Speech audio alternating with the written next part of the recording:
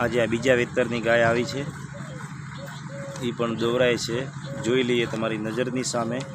અને 2 ટાઈમ ખાસ દોરાવાની આજ 27 તારીખનો આ વિડીયો છે। તાજી વિયેલી ગાય છે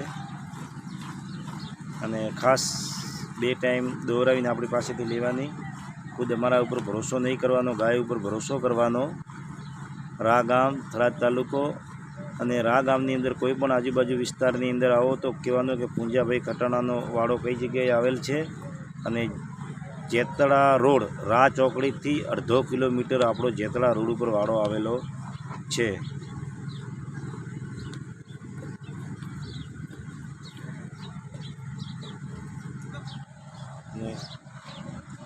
તમામ ગાયો આપણી પાસે લોકલ ગાયો આપણી પાસે હાજરમાં છે।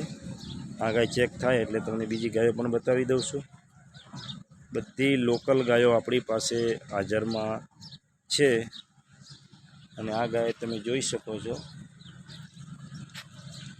એનું દૂધ પણ તાજી વિયાયેલી છે। 7 થી 8 લીટર જેટલું દૂધ છે, પણ આપણે જોઈ લઈએ કે કેટલું દૂધ છે। એ જે છે એ તમારી નજરની સામે છે।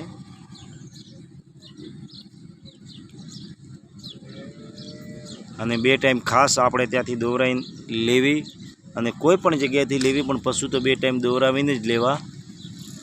કોઈના વિશ્વાસ ઉપર ના કરવો અને જેમ બને ત્યાં સુધી કોઈના ઉપર ભરોસો કરી અને ગાયના પૈસા ન નાખવા। આપણા ઘર સુધી પાકે તો કદાચ નાખવા, બધાએ સરખા નથી હોતા।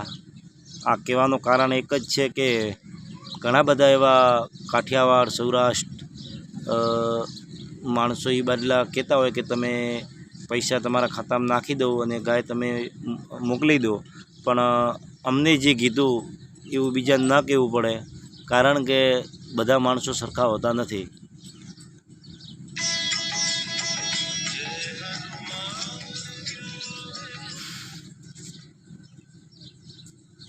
દૂધ તો લગભગ 9 લીટર જેટલું તો નીકળી ગયું છે, એટલે ગાય સારી છે, ગાય દૂધવાળી છે।